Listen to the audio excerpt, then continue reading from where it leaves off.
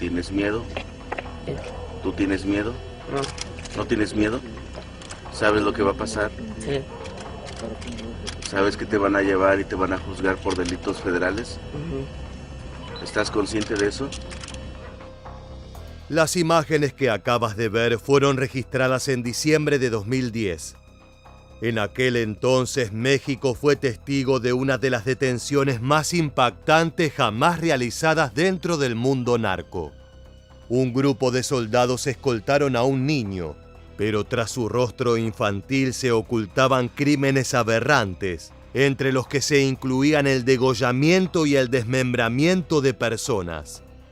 Él es Edgar, el adolescente sicario original. Su silueta temerosa, iluminada por las cámaras fotográficas, revela dos cosas: su corta edad de apenas 14 años y las penurias por las que pasó hasta llegar a este momento. Contra una pared y rodeado de oficiales, el joven conocido como El Ponchis confesó sus actividades con una voz quebrada. Este registro audiovisual no solo es impactante, sino que le reveló al público mexicano un fenómeno trágico: el reclutamiento de adolescentes para actividades sicariales. Hoy en Militarmente vamos a conocer a fondo la historia de Edgar, su corta y brutal carrera y el cártel para el cual trabajó. Te advertimos que es una entrega particularmente fuerte. Ahora sí, comencemos. El 4 de diciembre de 2010, el Estado Libre y Soberano de Morelos se convirtió en el foco de todas las noticias relacionadas al mundo del narcotráfico. Es que en el municipio de Jiutepec, las fuerzas de seguridad realizaron un operativo con un resultado inesperado. Entre los detenidos se encontraba un niño que, según sus propias declaraciones, a los 14 años de edad ya había cometido varios homicidios. De acuerdo con su testimonio, era él quien se encargaba de descuartizar a algunas de las víctimas del cártel en el que trabajaba. Su nombre era Edgar N., alias El Ponchis, un sujeto que la policía ya buscaba desde hacía meses siguiendo su rastro en las redes sociales. Las autoridades lo marcaron ya que compartía fotos con sustancias narcóticas y armas de fuego de grueso calibre. Además, solía alardear sobre ser parte de la organización de los Beltrán Leiva. Más adelante te detallaremos la historia de este grupo, pero primero escuchemos la voz del protagonista de este video. ¿Cómo te llamas? Edgar. ¿Cuántos años tienes? 14. ¿Dónde te detuvieron? ¿Dónde te agarraron? Sí, en el aeropuerto. ¿A dónde ibas? ¿A dónde ibas? A San Diego. Como indica Edgar en esa entrevista callejera, su corta pero sangrienta carrera fue puesta en pausa esa jornada de diciembre en el aeropuerto Mariano Matamoros. Junto con sus hermanas intentaba tomar un vuelo que tenía como destino el norte de México. Allí lo esperaban otros familiares para llevarlo a Estados Unidos, ya que el adolescente contaba con la doble nacionalidad por haber nacido en aquel país. Sin embargo, no lo logró. Fue en ese operativo que el mundo conoció su rostro y la gran tragedia de los niños sicarios que azota a México desde hace tiempo. El área de inteligencia de la 24ª Zona Militar había detectado que el Ponchis era un miembro activo del Cártel Pacífico Sur, una célula del antes citado Cártel de los Beltrán Leiva. En esa organización, el adolescente se encargaba de distribuir la droga en la zona metropolitana y sur de Morelos. Lo más terrible del caso es que sus principales consumidores eran jóvenes de similar edad, niños y adolescentes que ya habían caído en las garras del consumo de narcóticos. El sicario integraba una banda conformada por hombres y mujeres que oscilaban entre los 12 y 23 años. Tenía la costumbre de filmar y fotografiar los homicidios que cometía para publicarlos en internet. Trabajaba junto con unas mujeres conocidas como las Chabelas, quienes estaban a cargo de conducir la camioneta que transportaba los cadáveres de las víctimas. Las imágenes de su detención recorrieron todo México. No todos los días se ve un operativo semejante con el objetivo de apresar a un niño en edad escolar. Lo que terminó de choquear a la audiencia fueron las palabras del joven victimario. ¿Quién te daba órdenes de golpearlos, de ejecutar? El negro. ¿Dónde aprendiste a ejecutar, a golpear? En un lado. ¿Te drogabas? Me drogaba el negro. ¿Te drogaba el negro? ¿Desde cuándo te drogaba el negro? Desde los 12. ¿Desde los 12 perteneces a la banda? Sí. El relato es escalofriante, por lo que cabe preguntarse cómo un niño llega a estar rodeado de ese nivel de violencia y maldad. Edgar N. nació en San Diego, California, Estados Unidos. Estando preso, contó que nunca le interesó la escuela, la cual abandonó a los 11 años, la misma edad que tenía cuando ingresó al mundo criminal. Su biografía es una auténtica crónica de una tragedia anunciada. Él creció en un ambiente sórdido y con poco amor por parte de sus padres, quienes más de una vez fueron arrestados por tráfico de drogas. Es por eso que su abuela, Carmen Solís Gil, obtuvo la custodia. Ella se convirtió en su madre y la única persona cercana que podía protegerlo. Luego de un tiempo viviendo en los Estados Unidos, la familia se mudó a Tejalpa, un pequeño poblado de Morelos. En 2004, Solís Gil falleció de diabetes y el padre de Edgar quedó en libertad, una combinación que terminó condenando al infante. Con apenas 10 años se fue a vivir con una de sus tías a un departamento en Cuernavaca. Fue en esa etapa de inestabilidad familiar cuando el Ponchis entró en contacto con el crimen. Volviendo a la noche de su detención, ya en manos de la policía, Edgar N. confesó haber asesinado a 4 personas por órdenes de un capo apodado El Negro Hernández Radilla. Ese sujeto era un militar desertor que estaba al frente del grupo armado Cártel del Pacífico Sur, una pequeña célula sinaloense. Ese sujeto es nombrado por el joven a lo largo de toda la entrevista y parece haber sido su tutor en cuestiones ilícitas. Fue por pedido de El Negro que el Ponchis eliminó a los rivales con un procedimiento realmente siniestro. Las víctimas fueron degolladas y descuartizadas minuciosamente para que la deposición de los cadáveres resultase más sencilla. Estamos hablando de un adolescente de apenas 14 años realizando los actos más aberrantes que puedas imaginar. El Cártel del Pacífico Sur era apenas un grupo intermediario y de alcance limitado.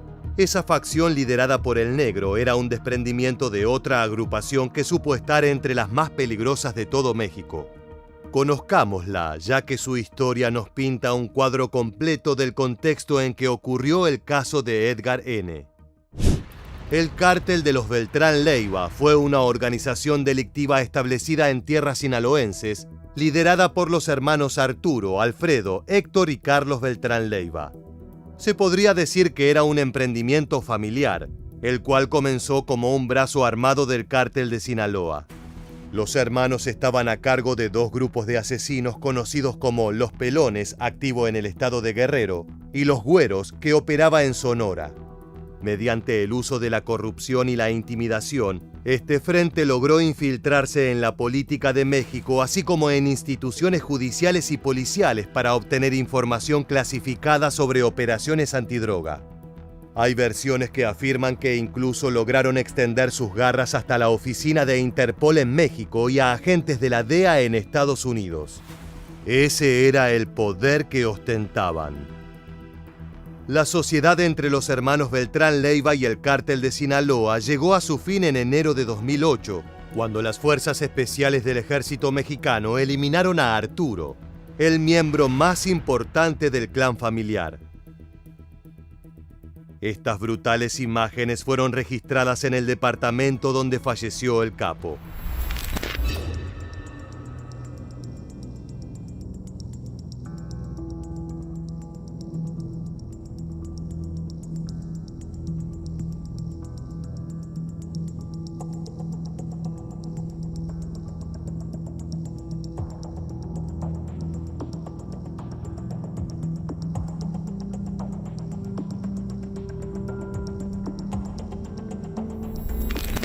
La sangre y la cantidad de impactos de cartuchos delatan una balacera prolongada, la cual acabó con la vida de este criminal. Esto supuso una verdadera revolución en el mundo narco mexicano. Las redes estaban a punto de ponerse en crisis con una guerra sin precedentes. Furiosos y con ansias de independizarse, los dos hermanos Beltrán Leiva restantes acusaron al Chapo Guzmán de traición y se rebelaron contra él, aliándose con los Zetas para ponerle fin al cártel de Sinaloa. Como resultado, por varias semanas ese estado fue escenario de sangrientos enfrentamientos entre narcotraficantes. Las calles se transformaron en trincheras y la tasa de homicidios con armas de fuego se multiplicó en cuestión de horas. México estaba experimentando en carne propia toda la brutalidad de la que son capaces estos grupos delictivos. El 8 de mayo de 2008, durante uno de estos combates, Edgar Guzmán, hijo del Chapo, fue asesinado con rifles de asalto y lanzagranadas. El heredero del trono fue emboscado en el estacionamiento de un centro comercial, donde 15 hombres armados lo fusilaron a quemarropa. Parece una escena tomada de una película de mafiosos, pero así estaba el ambiente criminal mexicano en esa época. La muerte de Edgar Guzmán fue un gran golpe para la organización, ya que el fallecido supervisaba operaciones de contrabando de drogas a gran escala, por lo que era clave para el funcionamiento del cártel. La respuesta de Sinaloa fue brutal. El Chapo desplegó cientos de soldados para dar cacería a los Beltrán Leiva y los Zetas. Fue en este periodo de guerra abierta entre organizaciones que se acentuó aún más el reclutamiento de niños y adolescentes para engrosar las filas sicariales de los dos bandos. En 2008, Edgardo N. tenía apenas 11 años, lo que coincide con su afirmación de que ingresó a la vida criminal a esa edad. Lo más increíble es que el niño sicario se unió a la organización en uno de los periodos más turbulentos de la historia mexicana. Es un milagro en sí mismo que no haya fallecido en uno de los cientos de enfrentamientos armados que ocurrieron en esos años. Desgraciadamente para el joven Ponchis, el clan de los Beltrán Leiva y el cártel del Pacífico Sur tenían los días contados. Entre 2008 y 2014 la agrupación sufrió la muerte o aprehensión de sus principales figuras, entre ellas Edgar Valdés Villarreal, alias La Barbie, líder de una facción sicarial conocida como Los Negros, quien hasta el día de hoy continúa detenido. También fueron apresados los hermanos Carlos y Héctor Beltrán Leiva, poniendo fin a la organización como tal. Desde entonces se registró el surgimiento de nuevas células o desprendimientos como la Mano con Ojos, Guerreros Unidos o Los Rojos, pero ninguna pudo amasar el mismo nivel de influencia. Ahora sí es momento de regresar a la dura historia del joven que protagoniza este video. De esta forma, los medios de comunicación hablaban del caso hasta un año previo a la captura del niño. Autoridades militares y civiles siguen tras la pista de El Ponchis, el niño sicario morelense de 12 años de edad que ha impactado por su crueldad. Se llama Edgar y es integrante del Cártel del Pacífico Sur, uno de los grupos que operaba para Edgar Valdés La Barbie. Los militares no han podido dar con este niño, descrito por sus cómplices detenidos como uno de los encargados de degollar a las víctimas de grupos rivales y de torturarlos a golpes. Como te adelantamos, la mañana del 4 de diciembre de 2010, varios elementos del ejército mexicano se apersonaron en una zona donde habían sido vistos vehículos sin placas y hombres con armas. Por lo general es una señal de que hay una guarida narco cerca. Los militares estaban ahí para confirmar si un niño de 14 años, apodado El Ponchis, había sido el responsable de la muerte de 4 personas que fueron degolladas y sepultadas en la zona de Topilejo. Rápidamente averiguaron que el sospechoso planeaba tomar un vuelo junto a su familia, por lo que las autoridades tuvieron que actuar de inmediato.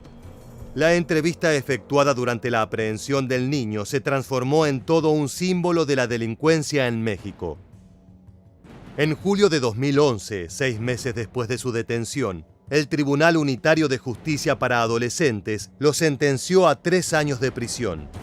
Los delitos que le imputaron a El Ponchis fueron por posesión de armas de fuego exclusivas del ejército y participación en secuestros, torturas y homicidios. Debido a que solo contaba con 14 años de edad, la justicia le impuso una pena reducida que se complementó con un acompañamiento psicológico para intentar salvar a una persona aún en formación. Finalmente, el 27 de noviembre de 2013, ya con 17 años y a punto de cumplir la mayoría de edad, el Ponchis concluyó su condena. En ese entonces, el gobierno de Morelos tuvo que tomar una decisión importante. La duda era si liberar a este peligroso y conocido joven era la mejor opción. Las autoridades encontraron una solución más apropiada. Se contactaron con la familia en Estados Unidos y se logró un acuerdo con una asociación de aquel país que le daría seguimiento al infame primer niño sicario. El objetivo seguía siendo el mismo que en 2011, ayudarlo a reintegrarse a la sociedad mediante programas sociales, apoyo psicológico y apoyo emocional. Como te señalamos previamente, el caso de El Ponchis quedó grabado en la historia criminal mexicana. Para muchos fue la primera exposición a la dura realidad de los niños narco. No solo eso, sino que la entrevista que vimos a lo largo de este video sirvió para darle rostro a ese joven criminal, algo inédito hasta el momento. No es lo mismo leer una noticia sobre un adolescente sicario abatido que escuchar una voz infantil confesar acciones aberrantes. Tal fue el impacto de El Ponchis que se han compuesto narcocorridos en su honor y desde entonces todos los casos semejantes se han comparado al suyo. Ya sea la vida y muerte de Juanito Pistolas, de quien hablamos en detalle en otro video, o los terroríficos relatos del reclutamiento juvenil efectuado por el cártel Jalisco Nueva Generación del Mencho Oseguera Cervantes.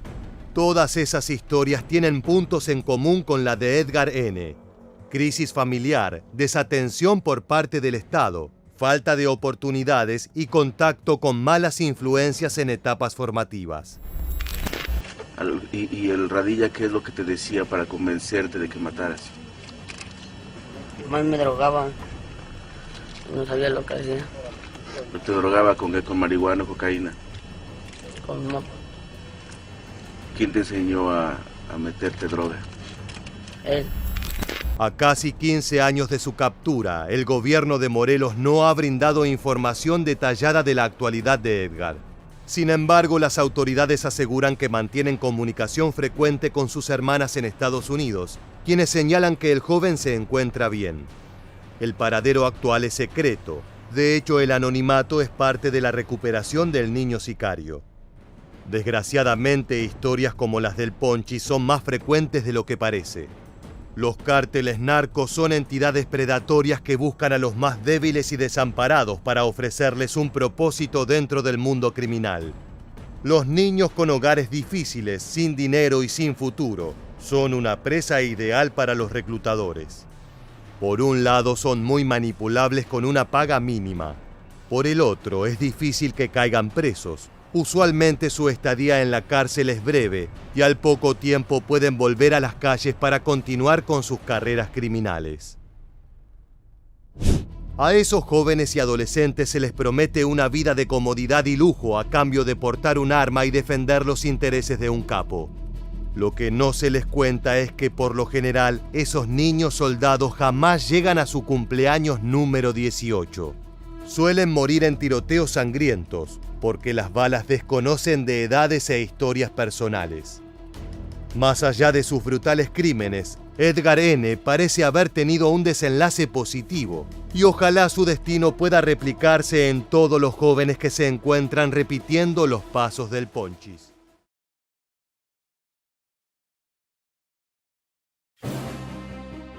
La violencia de los cárteles narcomexicanos no tiene comparación en ningún otro lugar del planeta. Esas organizaciones no solo manejan un arsenal increíble, sino que llevan a cabo prácticas inhumanas que las colocan como las más violentas del mundo criminal.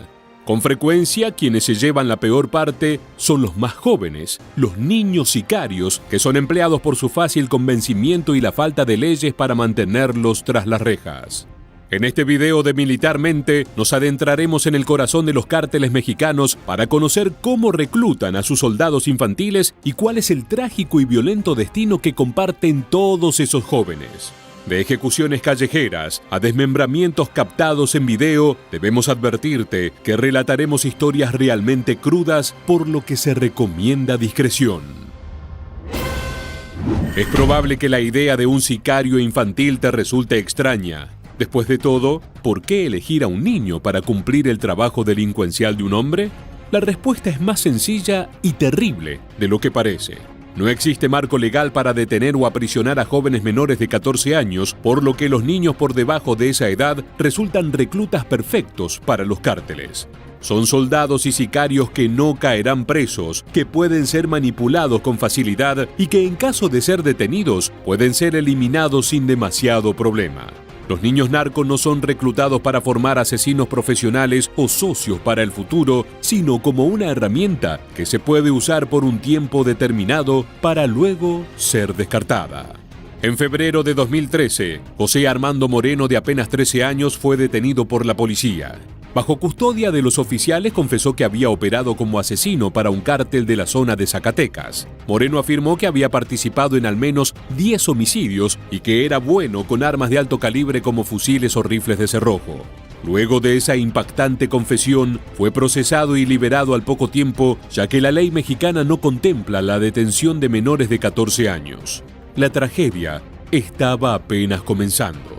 Al cabo de unos días, el joven faltó a una citación con el juzgado de menores. Solo acudió su madre, que contó entre lágrimas que había perdido todo tipo de control sobre el niño cuando éste dejó la casa a los 11 años para unirse a pandillas criminales. El paradero de José Armando fue un misterio hasta marzo de 2013, cuando la policía de Morelos hizo un hallazgo horripilante al costado de la ruta. Allí reposaba el cuerpo sin vida del niño junto a otras 5 personas, 4 mujeres y un hombre.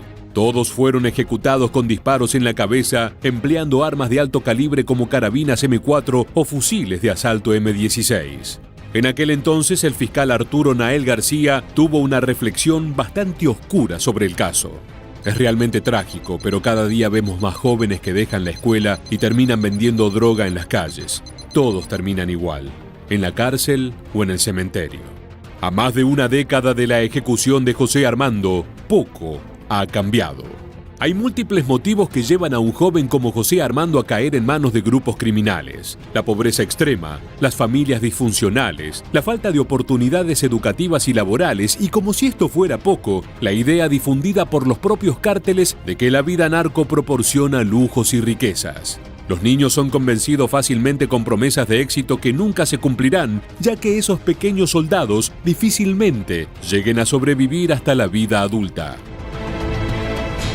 Entre las organizaciones criminales que suelen recurrir a los niños sicarios se encuentran el Cártel de Sinaloa, el Cártel del Noreste, el infame Cártel Jalisco Nueva Generación del Mencho, los Ardillos y la Nueva Familia Michoacán, entre otros grupos de menor relevancia. De acuerdo con la Sedena, la región de Durango es un área de reclutamiento para el Cártel de Sinaloa, especializándose entre jóvenes de 14 y 17 años para actividades delictivas de todo tipo. La Secretaría de Defensa mexicana ha detenido alrededor de 29 menores en ese rango etario, todos dedicados al transporte y venta de droga, al cobro por protección e incluso a la matanza de personas, llegando a emplear fusiles de grueso calibre como modelo Kalashnikov o de la familia AR-15, que en los brazos de los niños parecen armamentos gigantescos. Si el caso de José Armando te pareció horrendo, te advertimos que la siguiente historia es realmente impactante. En mayo de 2020 llegaron a las redes sociales de México 3 videos que horrorizaron a toda la población. En el primero de ellos se podía ver a sicarios del CJNG interrogando a los golpes a un adolescente al que se refieren como Chito Cano. Más tarde se supo que su nombre era Omar Flores, apodado El Vago, miembro del cártel de la familia michoacana, uno de los enemigos principales del CJNG. Mediante golpes y a punta de ametralladora, obligaron a Chito Cano a confesar su relación laboral, detallando que recibía $220 al mes por su trabajo como niño sicario. Aunque eso realmente no era nada, los siguientes videos son exponencialmente más grotescos y violentos. En el segundo material, los hombres del Mencho Oseguera Cervantes cortan los brazos del adolescente utilizando machetes. Los gritos de dolor de Omar Flores no parecen inmutarlos. Su misión es la tortura y nada los detiene. En el último y trágico archivo se puede ver el cadáver del joven ya completamente descuartizado, una práctica que los grupos narco emplean como advertencia a sus enemigos. La participación de menores de edad en actividades delictivas se ve reflejada en las impactantes cifras de niños asesinados en tiroteos y situaciones de violencia extrema.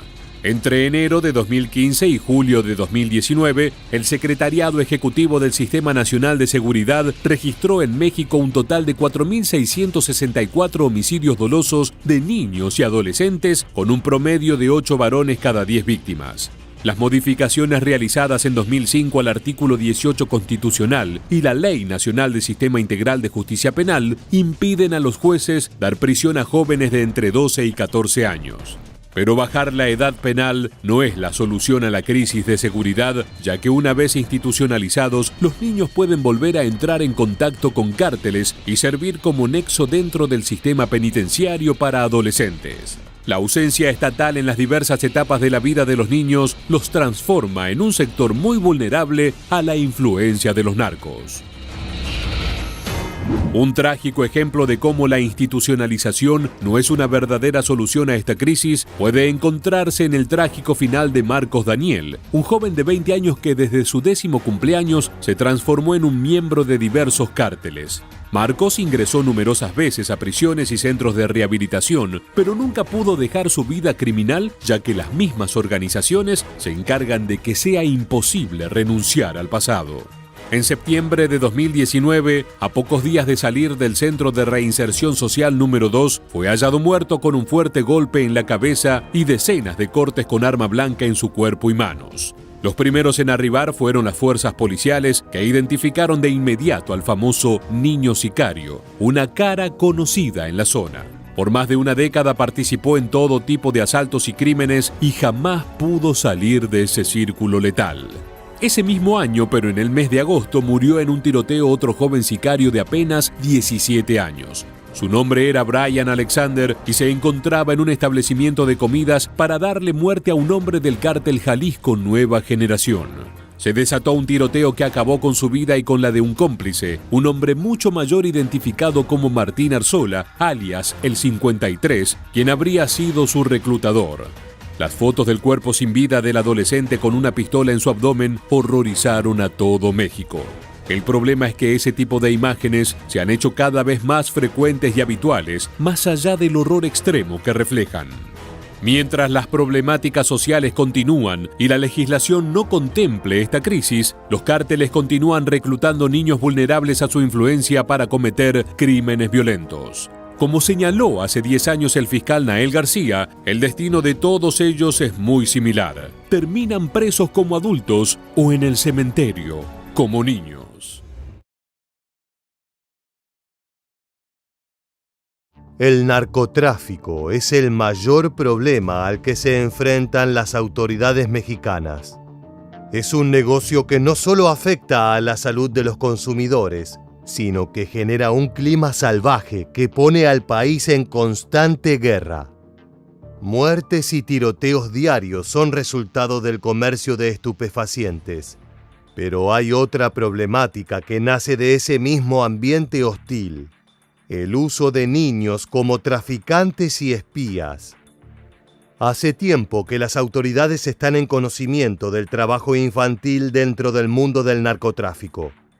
Son jóvenes y están aún en edad escolar, pero ya conocen las mieles del dinero fácil, el sabor de las drogas duras y el peligro de las armas de fuego.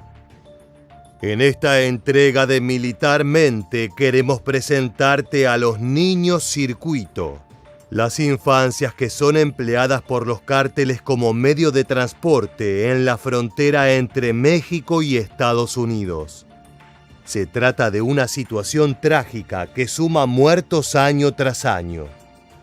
Prepárate, porque hoy tenemos una entrega especialmente dura. Comencemos. Desde hace muchos años se tiene registro de la incorporación de niños entre las filas de los cárteles más peligrosos del continente americano. Ya sea el Frente de Sinaloa o el Cártel Jalisco Nueva Generación, todos se valen de la mano de obra infantil para poner en movimiento los engranajes de su industria ilegal. En 2010 todo México quedó choqueado con las declaraciones de El Ponchis, un joven de apenas 14 años que hacía tiempo era sicario y operador para una célula narco muy peligrosa. Su historia es una representación de todas las biografías de estos infantes criminales. Nació en la pobreza, sin contención familiar, conoció la droga y luego fue reclutado bajo promesas de lujos y poder. La conocida entrevista que le realizaron en la jornada de su detención es un símbolo de este problema. Sus palabras son tan duras hoy como hace casi 15 años. ¿Cómo te uniste a la banda? Me levantaron. ¿A ti te levantaron? ¿Quién te levantó? Negro. ¿Y te convenció o te obligó a estar en eso? Me obligó. ¿Qué te dijo? Mi trabajo me iba a matar. Salvo detalles particulares que varían en cada caso, todos los niños que son ingresados al narcotráfico recorren el mismo camino. Tal vez te preguntes por qué un cártel podría querer a alguien tan joven, inexperto e incluso débil en su organización. Hay dos motivos bastante simples para ello. Por un lado, son presas indefensas. Usualmente no tienen familia o escaparon de su casa, por lo que nadie notaría su ausencia o los reclamaría en caso de desaparecer. Para un capo es fácil convencer a esos infantes de que siendo sicarios o traficantes, podrán ganar dinero, respeto y ser alguien en la vida. Por otro lado, la ley contempla que los menores no deben cumplir penas tras las rejas, así que incluso siendo arrestados al poco tiempo regresan a las calles y pueden reincorporarse al cártel. Son carne de cañón, soldados ideales que nunca dirán que no y que se contentan con unos pocos dólares. Desgraciadamente, desde hace algunos años las autoridades advierten un nuevo método para utilizar a esta población vulnerable. La agencia antidrogas estadounidense DEA y el Servicio de Aduanas y Migración del mismo país advierten que niños de entre 11 y 17 años son reclutados por los cárteles del narcotráfico para operar como mulas o espías. Es más sencillo que pasen inadvertidos en los controles y logren trasladar cargamentos ilegales, que pueden incluir drogas o personas que cruzan sin documentación. En este último caso, los infantes escoltan a los migrantes, luego de que estos abonan el dinero correspondiente a la agrupación narco que los ayuda a trasladarse. Esto mismo señaló el Sistema Nacional de Protección de Niñas, Niños y Adolescentes de Chihuahua. De acuerdo con sus informes, menores de entre 14 y 16 años cruzan a diario la frontera entre los países. Se los conoce como niños circuito y su importancia es cada vez más grande. Sus actividades producen réditos millonarios para sus jefes, pero ellos ven apenas un puñado de billetes luego de arriesgar su vida varias veces a la semana. Durante 2020, el decrecimiento en el flujo de personas entre los países facilitó la labor de las autoridades aduaneras. Al tener que controlar menor cantidad de personas, podían ser más exhaustivos y duros con sus procedimientos. Esto fue un golpe para los frentes criminales mexicanos, que tuvieron que encontrar nuevas maneras de hacer llegar su mercancía hasta los consumidores en Estados Unidos. Ten en cuenta que si bien el mercado interno es considerable y muy importante, gran parte de las ganancias que perciben los narcos aztecas se obtiene con la clientela estadounidense. Por lo general, los niños circuitos son hijos de mexicanos o migrantes de otras naciones latinoamericanas. Gente que viajó hacia el norte del continente en la búsqueda de mayores oportunidades, pero se encontró con un ambiente hostil dominado por la ilegalidad. Sin embargo, la demografía de los infantes criminales está en constante mutación. Desde hace varios años se ha notado un aumento en la utilización de niños oriundos de Estados Unidos, ya que cuentan con esa nacionalidad. Esto resulta ventajoso para levantar incluso menos sospechas en las autoridades. San Diego, California, ciudad fronteriza con Tijuana, es uno de los puntos en donde el nivel de reclutamiento aumentó exponencialmente. Escuchemos las palabras de Huy Betts, fiscal de esa región y encargada de tratar con casos como estos a diario. Desde noviembre de 2017 hemos procesado 147 casos.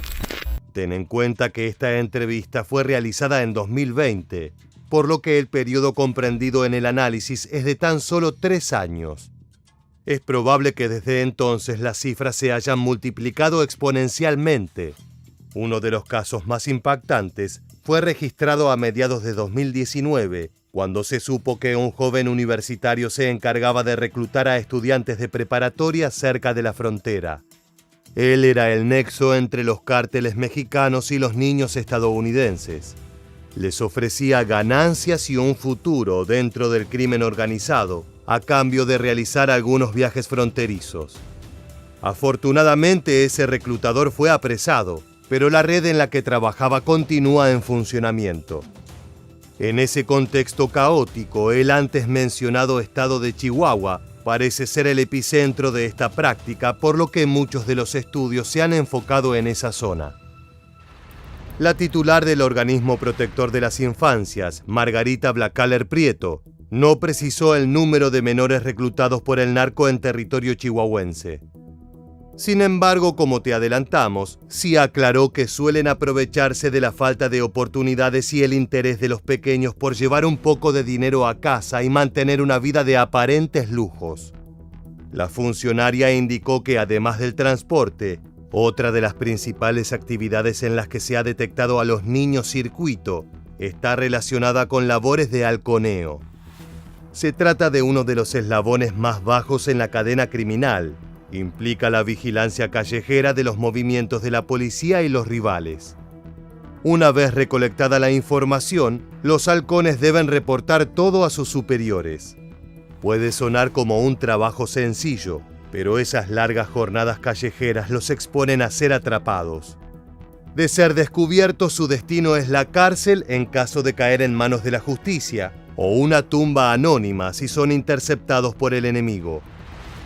En Estados Unidos, las penas por este tipo de actividades pueden ser de hasta 15 años de prisión. Sin embargo, esto no suele afectar a menores. Al ser detenidos se los libera de manera casi inmediata. Por ello, los infantes son tan codiciados en el mundo criminal. Margarita Blacaller Prieto también informó que algunos menores trabajan de manera voluntaria para los grupos criminales que dominan la zona fronteriza. Sin embargo, la gran mayoría se encuentra bajo presiones y amenazas. Si no transportan droga o escoltan migrantes, podrían ser asesinados. Después de todo, nadie se percatará de su ausencia. Esto es lo más trágico. También se dan encuentros callejeros. No es extraño que los traficantes se acerquen a jóvenes de forma aleatoria para proponerles negocios.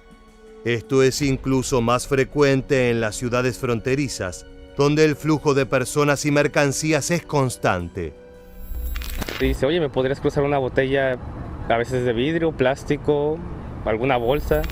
De acuerdo con un informe publicado en 2020 por la Red por los Derechos de la Infancia en México, o REDIM, entre 30 y 40.000 niños fueron reclutados por el crimen organizado.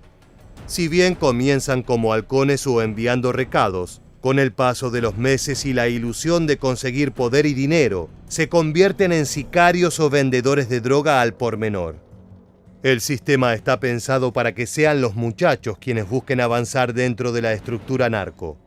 En los eslabones más bajos se les paga unos pocos dólares, pero si realizan actividades sicariales o de venta directa de sustancias, la remuneración es significativamente mayor. La ambición y la necesidad de salir de la pobreza es una herramienta aprovechada por los capos narco. Uno de los aspectos más impactantes de esta cadena delictiva es que los cárteles narco no tienen ningún reparo en infiltrarse en escuelas y otros tipos de centros educativos. Es en ese lugar de aparente seguridad que los niños son interceptados por otros jóvenes mayores, quienes le proponen dinero fácil a cambio de tareas simples. Solo tienes que llevar esta bolsa del punto A al punto B. Suena simple y atractivo. En unas pocas horas pueden llevarse los bolsillos repletos de billetes. Claro, es el anzuelo. Una vez que comienzan a trabajar para los cárteles, no hay salida más que la muerte o la prisión. De acuerdo con el jefe de la DEA en San Diego, es común que la entrega de drogas a los cárteles ocurra dentro de las escuelas. Se trafica cocaína, heroína, metanfetamina y otras sustancias, y desde el 2018, autoridades indican que cada vez más el fentanilo. Tan solo 2 miligramos de esa sustancia pueden causar la muerte si por accidente un paquete se abre y los jóvenes lo tocan o lo respiran. La presencia cada vez más notable de los cárteles narco ha causado que aumente la seguridad en las fronteras. Donde antes solo había oficiales, hoy también hay militares con perros y otros sistemas de detección para evitar el ingreso o egreso de sustancias ilegales. Durante años, la metodología empleada para el tráfico ilegal fue bastante sencilla y hasta primitiva. Ya sea con paquetes encintados al cuerpo o, en los casos más extremos, con cápsulas en el estómago. Las mulas se trasladaban a pie encomendándose a la fortuna. No solo requerían de la suerte para no ser detenidos, sino que en caso de llevar el cargamento dentro de sus cuerpos, debían orar para que esos glóbulos no explotaran en sus estómagos. Con el tiempo, estos métodos se volvieron cada vez menos eficaces. Al tratarse de un negocio multimillonario, las organizaciones criminales se las ingenian para burlar a las autoridades con procedimientos bastante llamativos. En 2020, en la línea divisoria entre Tijuana y San Diego, los policías aduaneros detectaron el uso de un extraño juguete casero que trasladaba cargamentos pequeños de droga a través de la frontera. El pequeño carro eléctrico atravesaba una zona poco vigilada con algunos paquetes adheridos en la parte inferior. Este juguete se asemejaba a un cuatriciclo en miniatura, aunque de construcción rudimentaria, pero no por eso menos efectiva. Al cruzar la primera barrera, el aparato era recibido por una persona que recogía el cargamento. La sorpresa llegó al detener al responsable de recibir las encomiendas, un adolescente de nacionalidad estadounidense. Arrestamos a un muchacho de 16 años, es ciudadano americano. Sospechamos que alguien estaba trabajando con él en México, y lo que hacían es que pusieron el carro entre la pared por los bardas. Y entonces la persona en México manejaba el carrito hasta la segunda pared, donde estaba el juvenil, y de ahí sacaba todos los narcóticos que le ponían en el carro. El narcojuguete es todo un símbolo de esta situación que preocupa a las autoridades, tanto de Estados Unidos como de México. En ese carrito eléctrico chocan dos mundos. Por un lado, la infancia y el juego, la situación ideal que debería experimentar todo niño. Por el otro, el aprovechamiento de esos jóvenes en manos del narcotráfico. Los autos eléctricos son dispositivos ideales para este tipo de operaciones. Son baratos, resistentes y están diseñados para soportar terrenos complicados repletos de piedras y polvareda. De acuerdo con las autoridades, esa fue la primera vez que se detectó el uso de un dispositivo de este tipo. Según lo estimado por los policías aduaneros, el pequeño carro de juguete realizó al menos 50 viajes fronterizos en los que participó el muchacho de 16 años. Tan solo en el operativo se decomisaron varios paquetes de metanfetamina que tenían como destino las principales ciudades del sur estadounidense, con un valor cercano al $1.000.000. A lo largo de este video hemos hablado de niños y adolescentes que por circunstancias de la vida terminaron en las garras del crimen organizado. Estos frentes no tienen escrúpulos, jamás diferencian entre el bien y el mal y no guardan reparos en aprovecharse de las personas más inocentes. Así fue como a principios de 2022 una noticia horrorizó a todo el territorio azteca. Según reportes carcelarios, un bebé habría sido utilizado como mula de transporte de narcóticos. Parece que todo está en calma, que en la cárcel no pasa nada, pero la indignación crece. Un interno encontró en la basura a un bebé muerto de apenas 3 meses, en la prisión de San Miguel, en Puebla. Las palabras del reportero son horripilantes. Tan solo imaginar la escena alcanza para revolverte el estómago. La inmoralidad de los cárteles no debería sorprendernos, pero aún así estos eventos no dejan de impactar. Como indicó el periodista, el hecho ocurrió en un penal ubicado en Puebla. El hallazgo fue solo la primera pieza en el rompecabezas. La gran pregunta es por qué el ingreso del bebé no fue registrado. De haber sido correctamente apuntado en la entrada a prisión, se hubiera detectado su ausencia una vez retirado el responsable. Las primeras investigaciones encontraron una herida en el abdomen del infante, señal de que el cuerpo del niño fue utilizado como mula para trasladar una carga de cocaína hasta el interior del penal. Activistas en defensa de los derechos infantiles barajaron una teoría tan oscura que podría formar parte de un cuento de terror. De acuerdo con ellos, es probable que el bebé haya sido robado ya sin vida desde la morgue de un hospital cercano. Los traficantes habrían empleado el cuerpo para confundir a las autoridades. Según esta versión, vistieron los restos y los hicieron pasar como un niño dormido. Aún así, esta morbosa estrategia requiere de la complicidad de las autoridades carcelarias para poder ingresar al recinto sin dejar registros ni pistas. Esto declaró al respecto Saskia Niño de Rivera, de la organización Reinserta.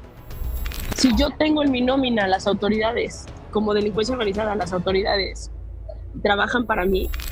Rivera tiene en claro que no es posible llevar a cabo estas actividades sin tener a la justicia y a los policías en el bolsillo.